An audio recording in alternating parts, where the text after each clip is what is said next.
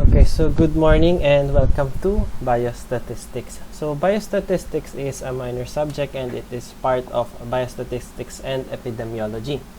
So Epidemiology is the lecture part and Biostatistics is the laboratory part of the subject.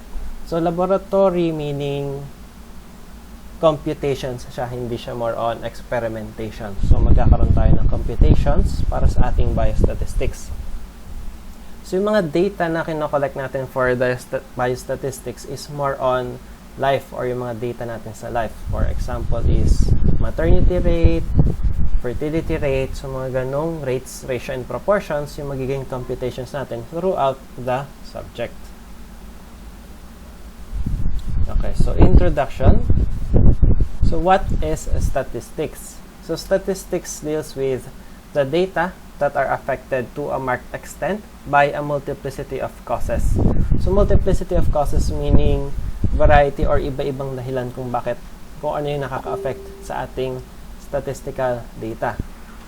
So some data are repeatedly collected because of their variability or paiba-iba siya.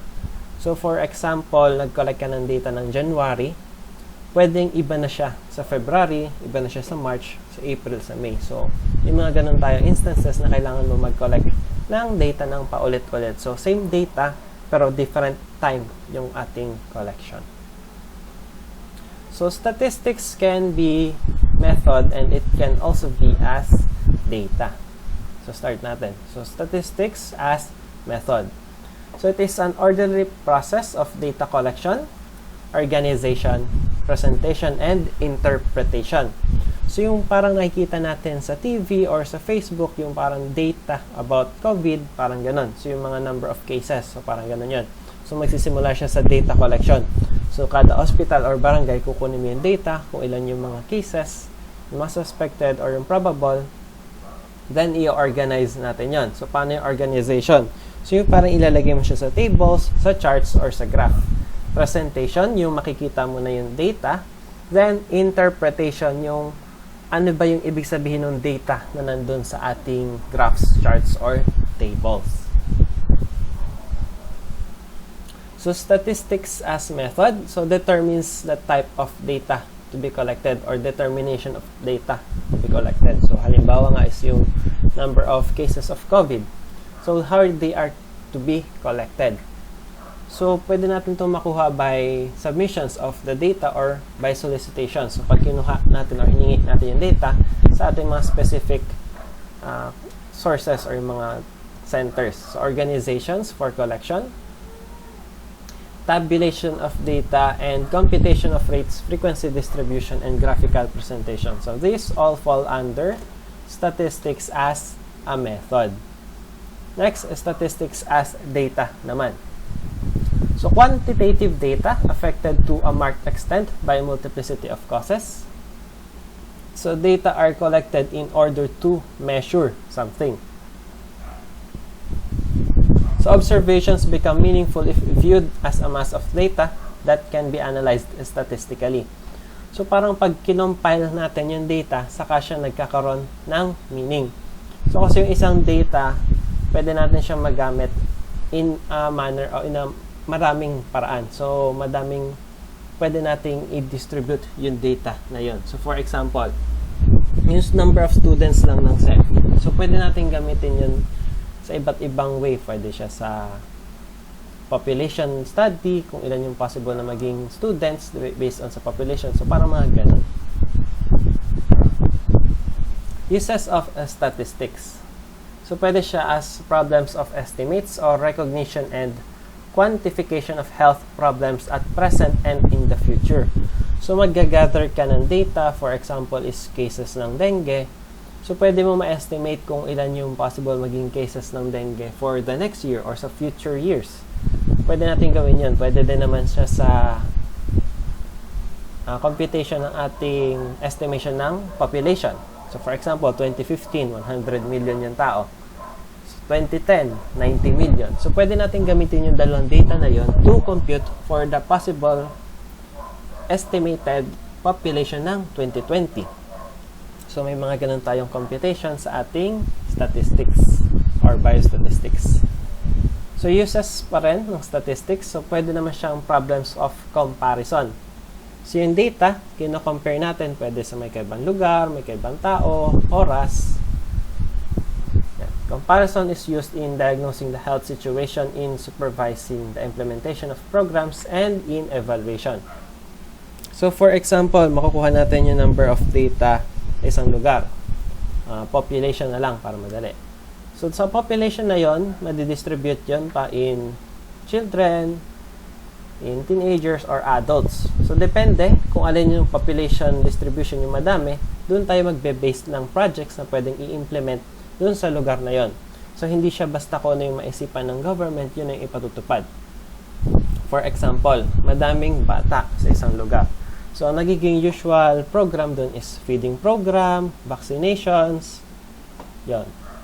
So, halimbawa naman, maraming matanda. So, pwede naman dun yung blood chemistry para i-check o yun yung mga programs na pwede nating i-implement. So, i-check yung sugar, PP, so mga ganun yung mga programs. So, depende sa distribution ng population yung ating ini-implement na program.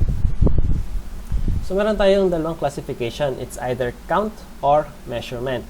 So, pag counts, literal, bilang, measurement, sukat. So, counts, enumeration of data, parang inisa-isa mo lang. Number of events or observations, yung nabilang. No? Fractional values or whole siya, buo. So, discrete is data information that can be categorized into classifications. So, for example, single, married, so mga ganon. Next, measurement naman is fractional values or pwede siya yung mga decimal. Integral or mga whole din siya or solid yung bilang natin dito. Variations occur by small amounts depending on the fineness of the calibration and measuring device. So, yung halimbawa, height. So, pwede natin i-measure yun, yung susukat. Weight, yun yung ating mga pwedeng i-measure and continuous siya. So, may mga decimal, okay lang yun. Okay, so types of data. Meron tayong tatlo. Variable, values, and data. So, ito muna. Ito yung types ng data na ating nako-collect. So, variable is the characteristics of a sample population. Values, possible observation of the variable.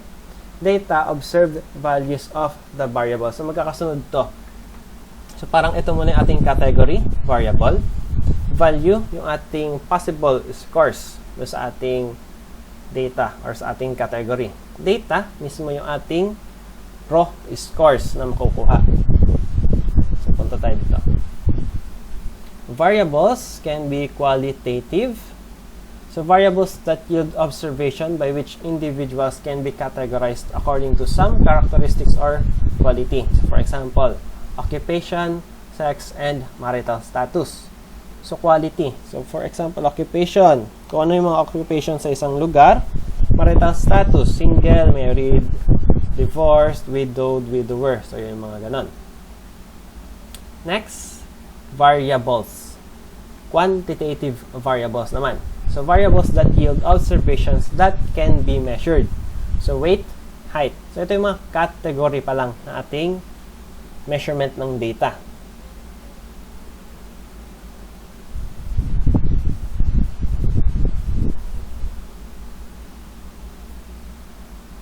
So, quantitative data can be discrete. So, must always be integers or whole numbers. So, para mga age or mga binibilang natin. Continuous may take of fractional values. So, height and weight. So, ito naman yung ating binibilang na sinusukat. So, discrete, halimbawa, number ng tao doon sa lugar. Continuous yung sukat naman. Okay, so next, value. Value is the possible observations of the variable. So, halimbawa, ang ating variable ay score in Biostatistics exam. Ating value doon is 0 to 100. Assuming that the exam is up to 100. So, gets value. Variable muna natin. Variable is in score sa Biostatistics exam and values yung ating possible na makuha. So, 0 to 100. Okay, so last, yung data. So ito na yung observed value of the variable or yung pinakang raw na makukuha natin. So final exam mark. So 75, 80, 95. So yung ating variable kanina is 0 to 100. So pasok siya dito, di ba? 75 pasok sa 100, 80 pasok sa 100, 95 pasok sa 100. Okay, so ulitin natin. Variable, ang sample natin dito is score sa Biostatistics exam o yung scores on Biostatistics exam. Values, yung possible scores doon, so 0 to 100. Variable natin score sa exam. Value 0 to 100. Data, yung mismong score per individual student.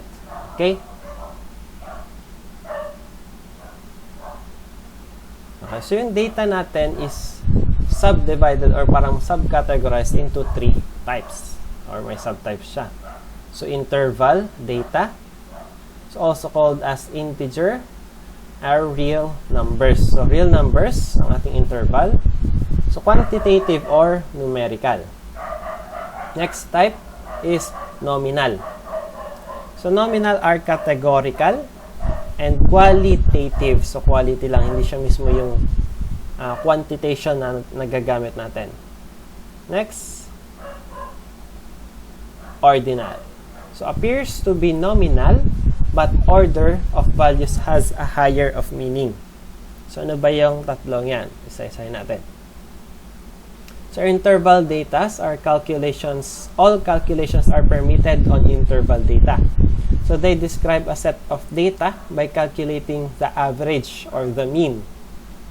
Yung ating nako-compute dito is mean. So example, height, weight, and distance. So nako-compute natin yung mean nitong mga ito. So yung ating interval or integral data. Next, nominal.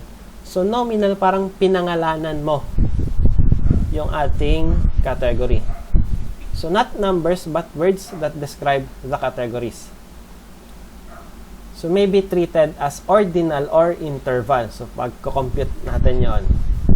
So for example, sa ating marital status, single, married, divorced, widowed, or ghosted.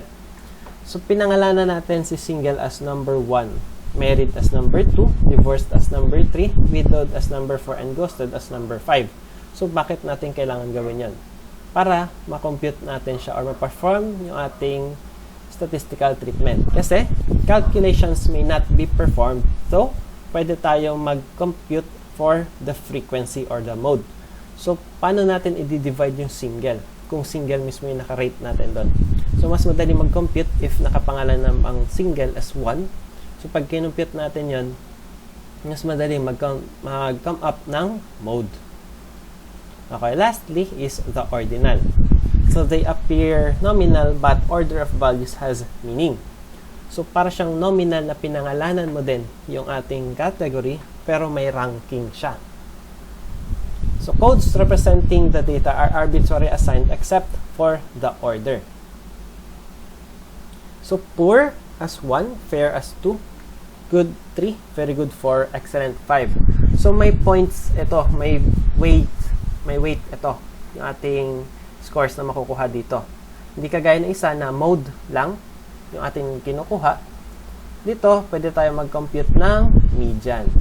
So most important aspect is the order of the values. The only permissible calculations are those involving the ranking process or median. So parang ginagamit natin siya sa evaluation. So kung ano yung ating median, doon. Okay, so hanggang doon lang muna ating introduction and prepare for exercises. Thank you.